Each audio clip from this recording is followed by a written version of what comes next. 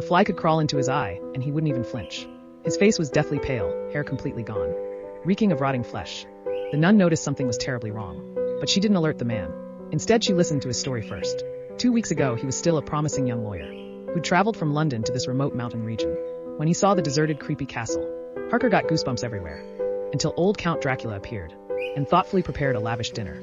This helped him relax slightly, but the Count never touched his cutlery, just stared at Harker intensely, making him extremely uncomfortable. He thought he could leave after getting the signature, but the Count suddenly made a new demand. He wanted Harker to stay longer, to teach him proper English. Since he was an important client, Harker had no choice but to comply.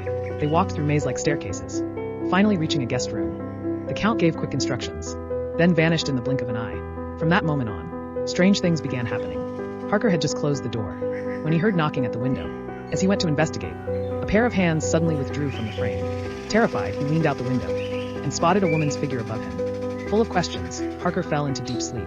That night he dreamed of his fiancée. Just as he was lost in the moment, her face morphed into the old Count's, jolting him awake in terror, realizing it was just a nightmare.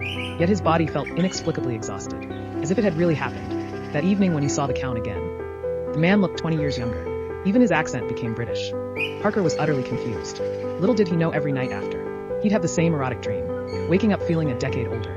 While the Count grew increasingly youthful, Harker finally sensed the danger, decided to find the woman upstairs, and escape the castle with her. Next morning he began his mission, but got lost immediately upon ascending. The castle's layout was impossibly complex. Every corridor branched in multiple directions. Harker spent an entire day, but couldn't retrace his steps. Finally collapsed from exhaustion, waking up in the dining room, apparently saved by the Count, though he claimed no one else lived there. Harker no longer believed him, continued searching for the mysterious woman daily. One day he reached the castle's deepest recesses. The corridors here were dark and damp, never touched by sunlight. The end chamber was stacked with wooden crates. Overcome by curiosity, Harker pried open several, and discovered Dracula sleeping inside. Caught in the act, the Count dropped all pretense, baring his fangs as he advanced. The shock made Harker faint. Everything after was hazy. During this interval, Sister Agatha explained the undead's origins, said it was like a contagion. The infected neither live nor die. Even when buried as rotting corpses, their consciousness persists. Inspired by Agatha, Harker recalled subsequent events. Upon waking, he returned to the dining room. The Count now looked completely youthful, forced Harker to write 3 reassuring letters home, so no one would come searching. After much deliberation, he finally found the castle's map. The architect had hidden it behind a painting. With the map's guidance, Harker quickly located the upstairs chamber, naively thinking the mysterious woman could help defeat Dracula together. Instead, he walked into a horrific trap. The woman wasn't a prisoner, but one of Dracula's brides, who'd lured Harker there out of hunger. She immediately sank her teeth into his neck.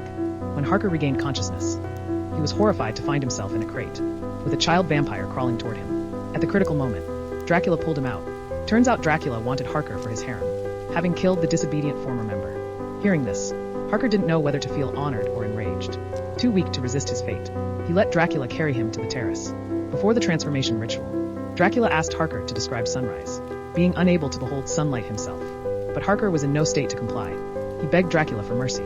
Dracula agreed, on condition Harker brought his fiancée instead. Certain human nature would fail the test. To his shock, Harker refused outright, so Dracula snapped his neck.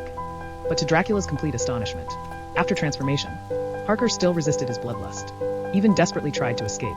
This amazed Dracula, making him desire Harker even more. But Harker would rather die. Summoning his last shred of humanity, he dragged himself to the terrace's edge. As Dracula moved to stop him, a reflected cross suddenly blinded the vampire, giving Harker his chance to leap, making him the first to ever escape the castle.